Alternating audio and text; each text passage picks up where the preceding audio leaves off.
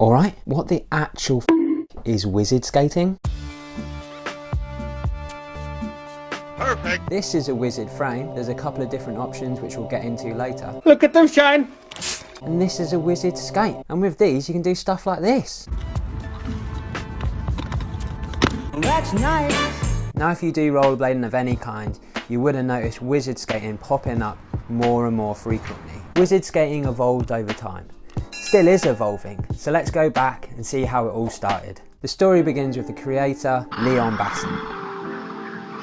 Leon was born in Russia and moved to Israel at the age of 7, where he started skating in 1995 around the age of 12. He actually managed to find himself in Hoax 4, Brass Monkeys. The Hoax tour had come to Israel, so Leon skipped a few days of school to catch up with Arlo and Rawlinson. Around 2000, 2001, him and his family moved to Canada and Toronto. From there, he then moved to BC and Vancouver. While he was trying to establish a crew, get a few people together to go rollerblading, it was his interaction with Arlo and Rawlinson on that Hoax tour that kept him inspired and kept him motivated to continue to rollerblade. Leon took his passion for aggressive rollerblading and pushed that into an online store, Shop Task. The name Task came from the crew that Leon was in.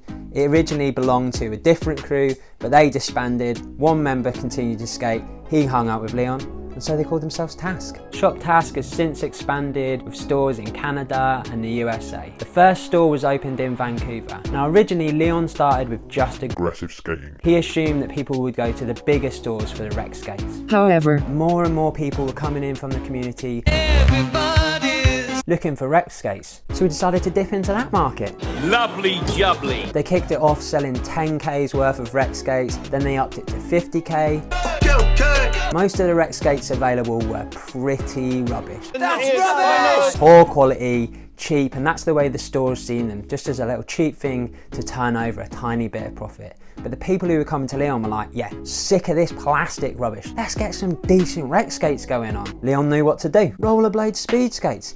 Better quality, higher price point, but people were willing to pay. Although this was a step in the right direction, it wasn't quite the answer. The feedback with the wheels were way too big, people felt like they were on penny farthings or something like that, and also the cuff wasn't as supportive as most rec skates out there. The next step in the story was Seba. Seba had a hard boot, it had bigger wheels than most rec skates, and this is where Hawkeye Leon started noticing another little trend. Nothing gets past Leon, not on his watch. He started to realise what kind of size wheels people were going for. So most people would go for like an 80 or an 84, but Leon saw the benefits of the 90mm wheel. The reason why I like the 90s is because it gives you this nice stable base. So I thought that 90 would be that perfect happy medium that can cover all sizes. People really struggled with the 90. Unless you were a good skater, it was going to cause you a bit of bother. The answer to this? I honestly don't know. If we can have those 90s slightly rockered to make it a little easier for the kind of breaking in period. Let's just get rid of the wearing time. So they offer a wheel rotation service. And what it spotted this time was that wheels were wearing down in a certain way. Once you start wearing out the wheels, they feel perfect. You can turn, you can do everything. Brand new wheels in the perfect setup would allow the skater to get the most simplest experience straight away. There was no messing about. Yeah, that's what I'm into. And this was the idea for the wizard frame. Turn up the good, turn down the suck. So Leon got onto his pals at Seba and Adapt and was like, look, I've got this cracking idea. What do you think of that? And they were like, oh yeah, that sounds really exciting. But we're not quite convinced. You know when you ask if somebody's coming out to a party or something like that, and they're like, yeah, maybe. It's a no. It's definitely a no. Realising that no one was going to make it, he got connected with Dan. Dan shared a warehouse with Naomi, US distributor for Seba. Dan was a little bit of an inventor. He'd made stuff for cars, he'd modded his own quads, done some wild stuff there. So he was the man for the job. Nice one, Dan. He said it's gonna cost $3,000 to make. I think I owed Naomi money at the time. Oh. I asked Naomi, I'm like, hey, is it cool? Like, I know I owe you money, but is it cool if I put this money towards this? Because Naomi's proper sound, she was like, yeah, do it. 2014, the first wizard frame. Let's go, come on. Leon's vision, an idea. Dan being an inventive genius. Naomi being proper sound. Wizard. It was made to solve customer issues, to bring life back into rollerblading with a focus on comfort and adaptability. Talking of comfort, Leon was instrumental in bringing Intuition liners over to rollerblading. Mate, come on. Smart move. He's always got the vision. It's like having one of those perfect beds, you know, ones that are like guaranteed for like 2 years or something. If you don't like it, you just send it back. One of those ones where you get like a blissful 8 or 9 hours sleep, and then you compare that to like another liner, which is like, I don't know, feel like you've been in prison for the last 10 years or something. Oh mate, not a wink of sleep. That's the difference. They were designed to provide the most versatile experience of inline skating. Using their unique rocker geometry, which is wheel placement on the longer frame, the rider experiences better maneuverability and also better stability.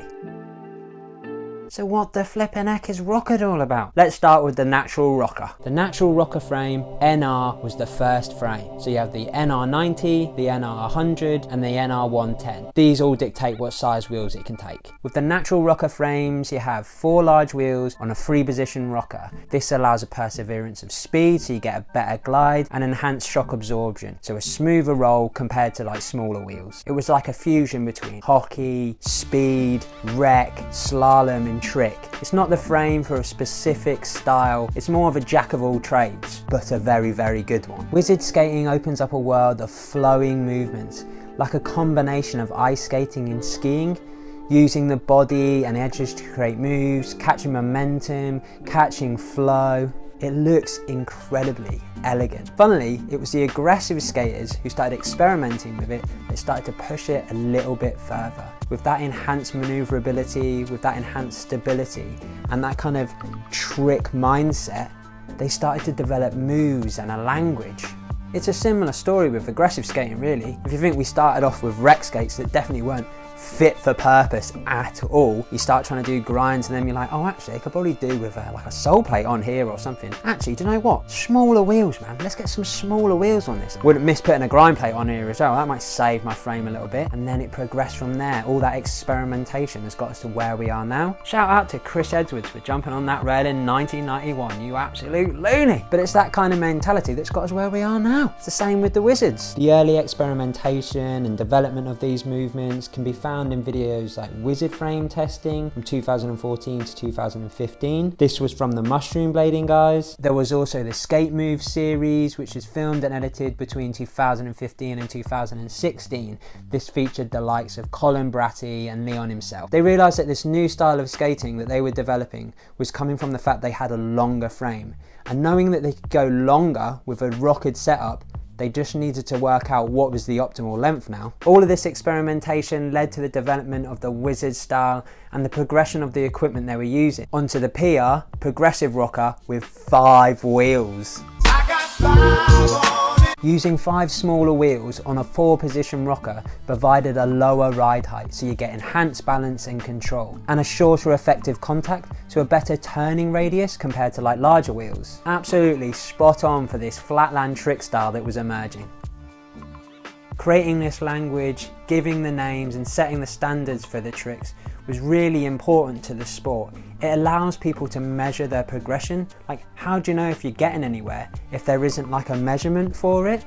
And that's why it's also so important in aggressive skating as well. Leon has this great ability to spot problems, spot issues, spot gaps in the market, and then provide solutions that are not only logical, but also really functional. What's really interesting and exciting is that wizard skating developed from an aggressive influence, and now that influence seems to be going back the other way. People who have dipped into wizard skating seem to be letting that influence their aggressive skating, and the results are so good. It's a mutually beneficial relationship. It's like a burger with cheese.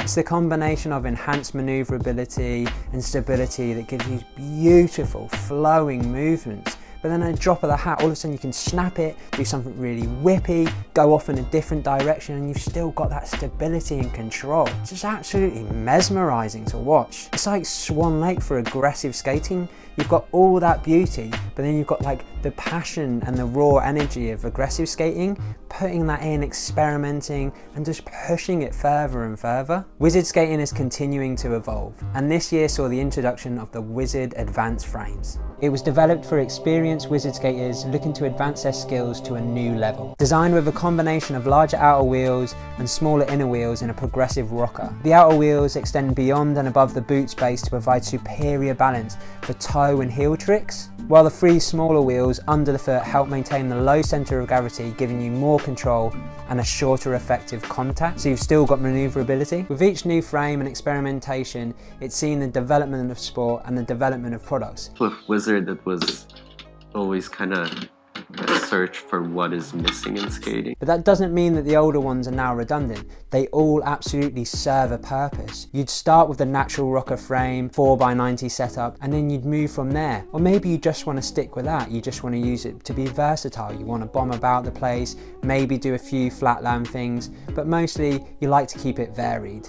The progressive rocker frames and advanced frames allow you to go a little bit further into those flatland tricks and that wizard style. Now, I mentioned this in my trend forecast, but I can only see wizard skating getting bigger and bigger, developing more tricks, growing a bigger community, having more of an influence on aggressive skating as well. It's definitely all going to happen and I can't wait to see it. Shout out to Leon and all those early experimenters who've developed it to where it is now. Leon's always got the eye, man, always got the eye, and loves coming up with a solution. Huge thank you to my Patreons, Leon, Buju2287, Jeff Metz, Xander, Apollo 1, Danny Beer, DLK, Kevin Arras, Placebo Skate Shop, Plastic Mag, Josh Allen, Elliot Boyers, Rollerology. If you enjoyed this video, there's another one you can watch here. You can support my channel through PayPal donations. I've also got a Patreon that starts from £3.